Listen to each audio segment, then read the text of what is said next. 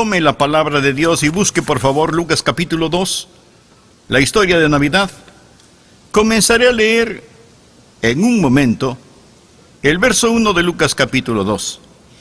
En una ocasión tuve la oportunidad de testificar a Muhammad Ali.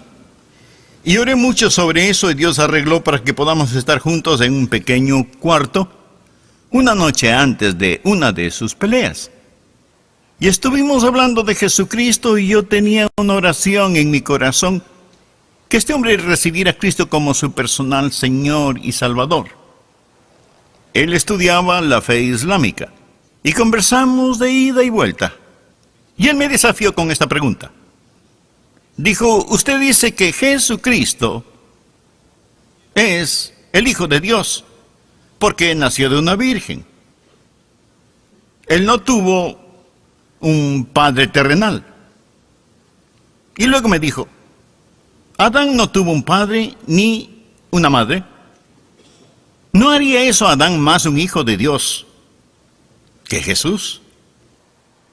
Le dije, campeón, debe entender esto.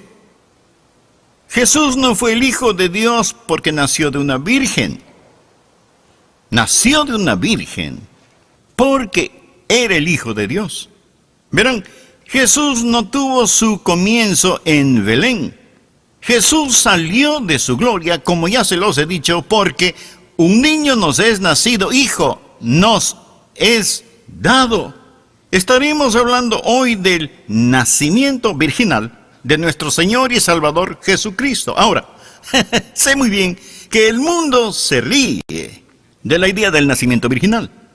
Piensan que eso es más bien una primitiva y medieval superstición o algo así. Se ríen, se burlan del nacimiento virginal. Les diré algo más. El diablo odia la idea del nacimiento virginal porque enseña tanto la humanidad como la deidad de su juzgador y nuestro Salvador, el Señor Jesucristo.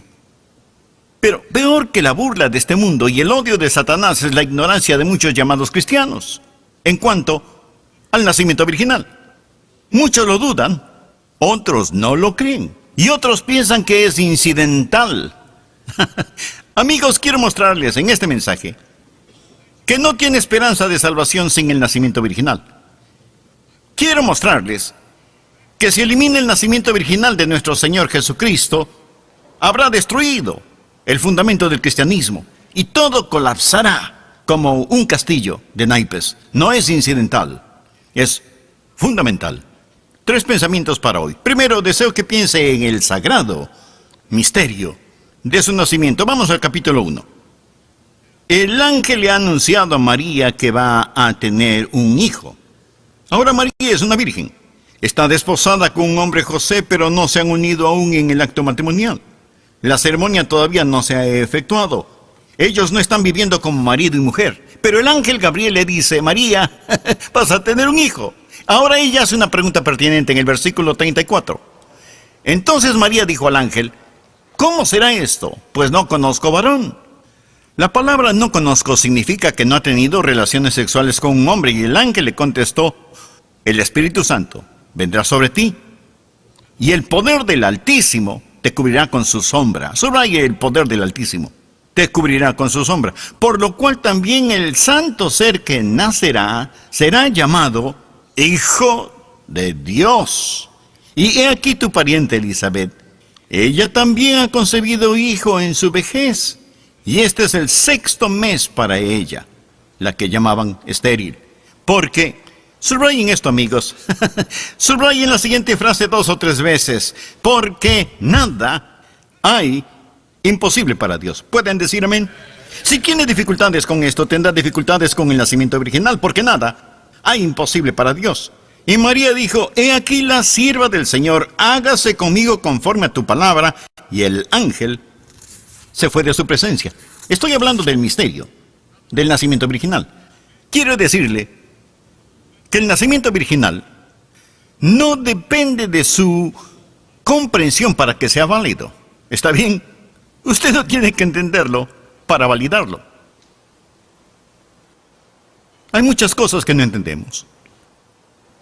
No entendemos cómo una vaca café come pasto verde y da leche blanca que batida es mantequilla amarilla.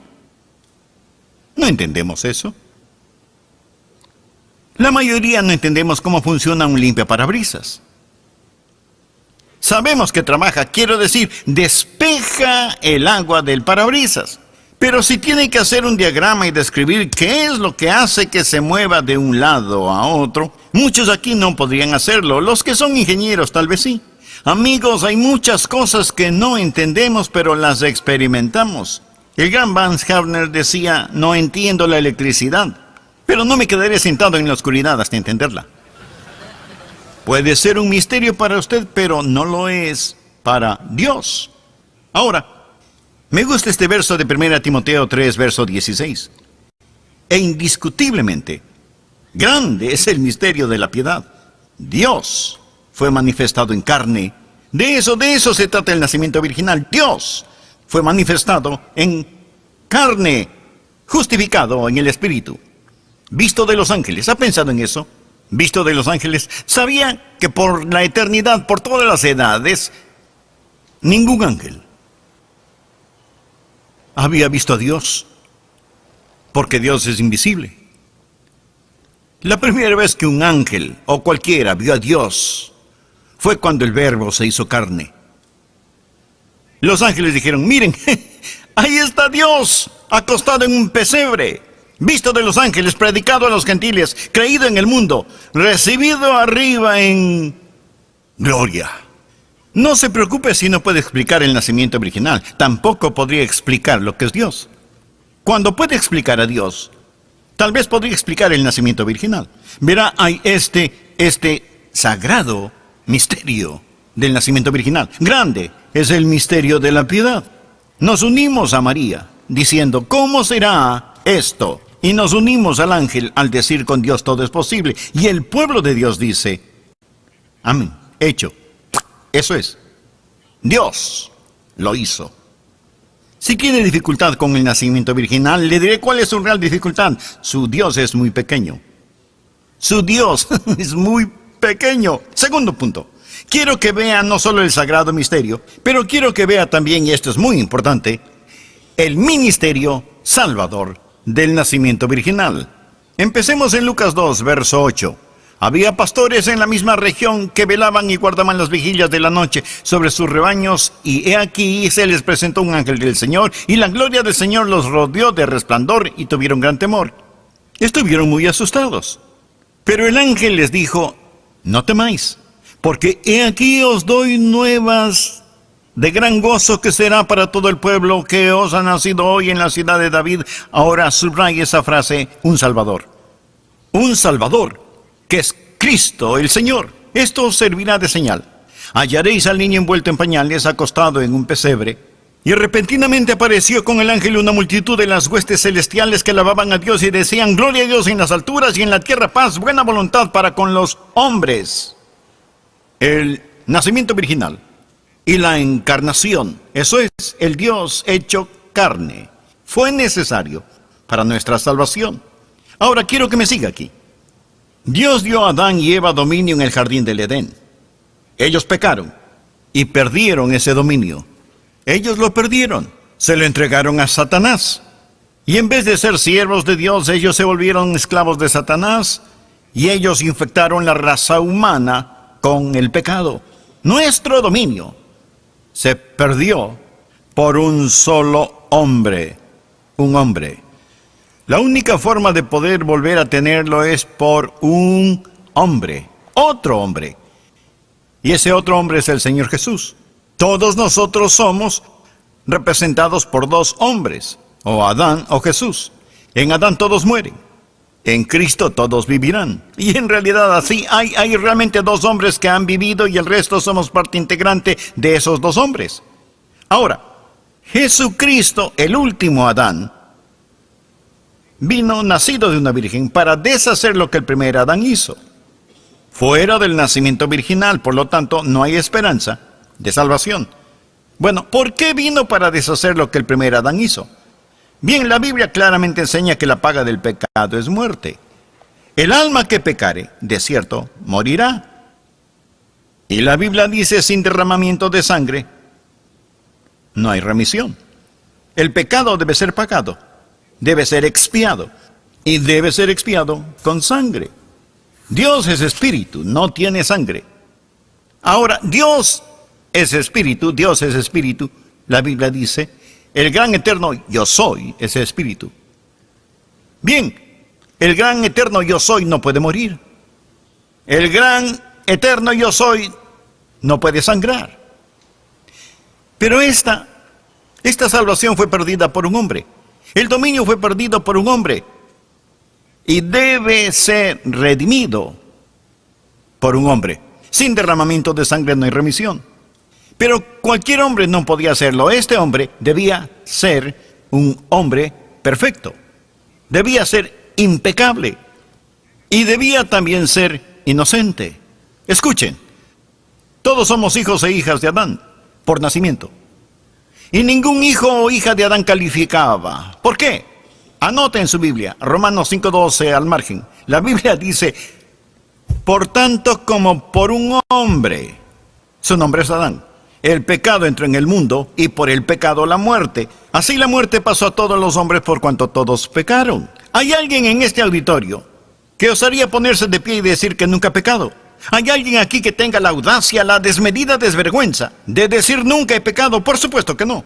Somos pecadores por nacimiento, por voluntad, por práctica, por naturaleza, por cuanto todos pecaron y están destituidos de la gloria de Dios. Ahora, si Jesucristo hubiera nacido como nosotros, hubiera sido un hijo de Adán. Y si hubiera sido un hijo de Adán, hubiera sido pecador. Y si hubiera sido un pecador, no hubiera sido inocente. Y si no hubiera sido inocente, no podía ser sustituto de nadie, ni suyo ni mío. Él solo hubiera podido morir por su propio pecado. Ahora, Dios quiere salvarnos. Porque de tal manera amó Dios al mundo que ha dado a su Hijo unigénito, para que seamos salvos. Y así, por lo tanto, Dios responde con un hombre, pero sin pecado. Un hombre perfecto. El Dios hombre. El Señor Jesucristo.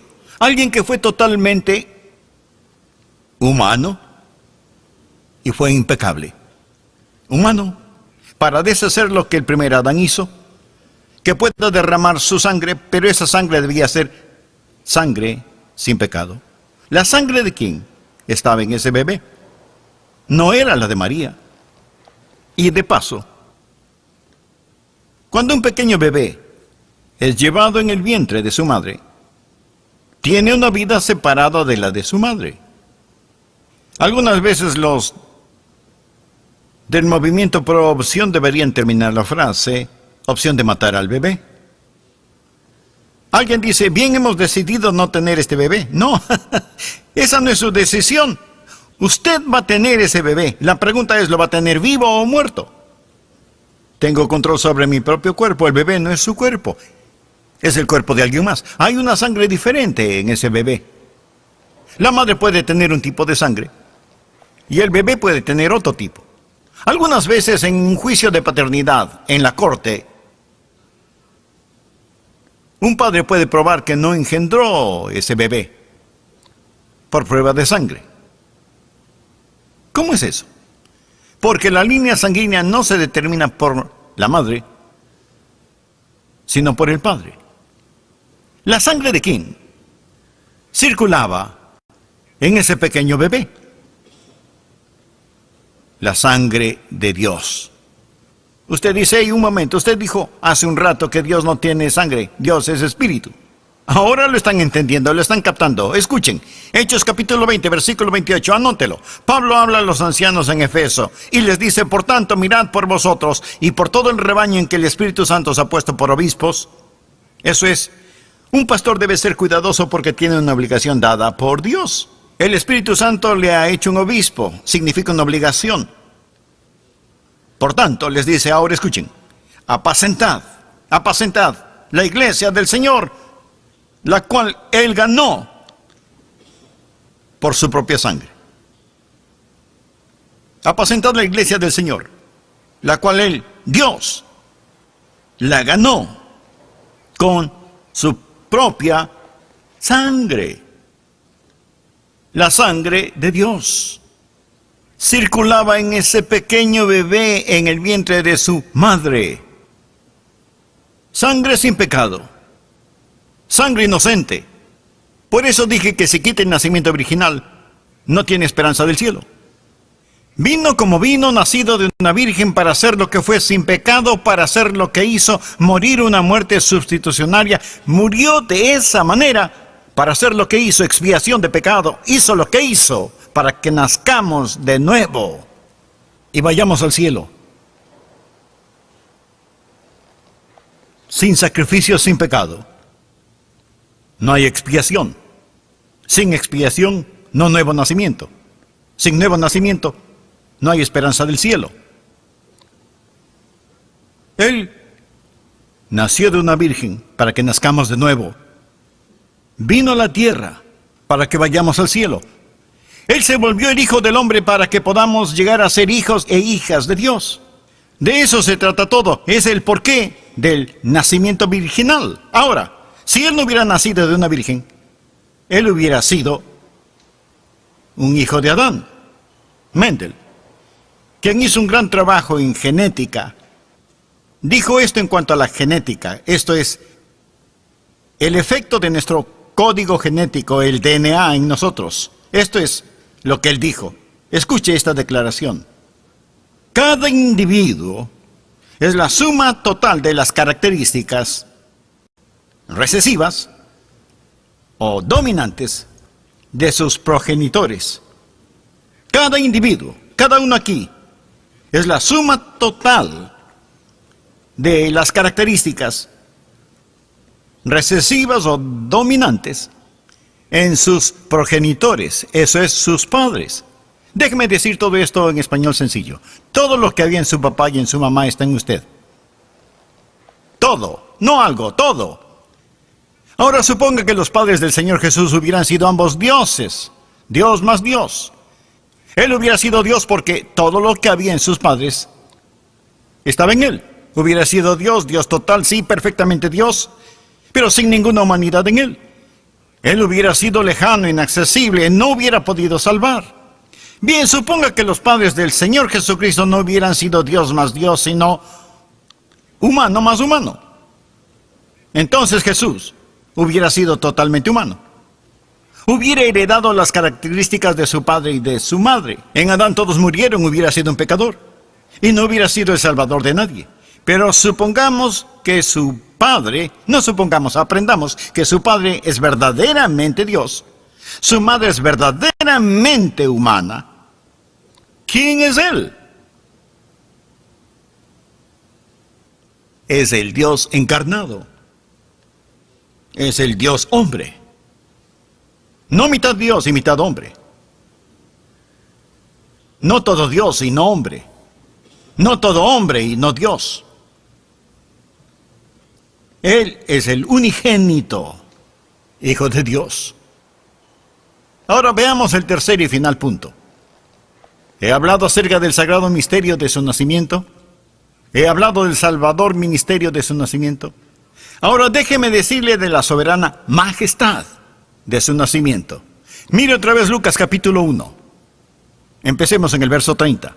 Entonces el ángel le dijo, el ángel es Gabriel, ella es María. María, no temas, porque has hallado gracia delante de Dios, y ahora concebirás en tu vientre, y darás a luz un hijo, y llamarás su nombre Jesús. De paso, el nombre Jesús en el Antiguo Testamento es Josué, el mismo nombre, significa Jehová salva. Note el verso 32. Este será grande, y será llamado Hijo del Altísimo. Y el Señor Dios le dará el trono de David, su padre. Ahora estamos hablando acerca de la soberana majestad de este bebé. El trono de David, su padre. Y reinará sobre la casa de Jacob para siempre. Y su reino no tendrá fin. Ahora, como el Hijo de Dios, Él comparte la naturaleza de Dios. Como el Padre, así el Hijo. ¿Quién es este bebé nacido de una virgen? Pura y simplemente, escúcheme, Él es Dios en carne humana. Ahora, anote al margen, Hebreos 1, verso 8. Mas del Hijo dice, tu trono oh Dios. Ahora escuchen, está hablando al Hijo, y dice, tu trono, oh Dios, por el siglo del siglo, cetro de equidad es el cetro de tu reino. Este bebé es tan Dios como si no fuera nada hombre. Es el Hijo terrenal del Padre Celestial y el Hijo Celestial de una madre terrenal.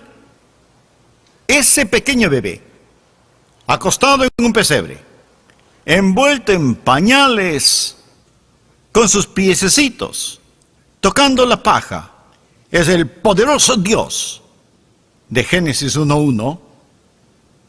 ¿Usted lo cree? Yo lo creo. El apóstol Juan lo creyó. Juan 1, versos del 1 al 3 dicen, en el principio era el Verbo. El Verbo es otro nombre para Jesús. En el principio era el Verbo, y el Verbo era con Dios. Ahora aquí viene, y el Verbo era Dios. Este era en el principio con Dios. Todas las cosas por Él fueron hechas, y sin Él, nada de lo que ha sido hecho fue hecho. Él hizo el pesebre en el cual durmió. Él es Dios desde siempre.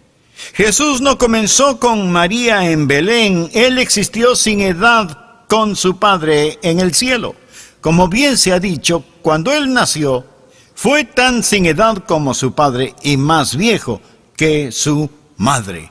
Y ha venido para gobernar y reinar. ¿Hacia dónde va el mundo? Va hacia Jesús.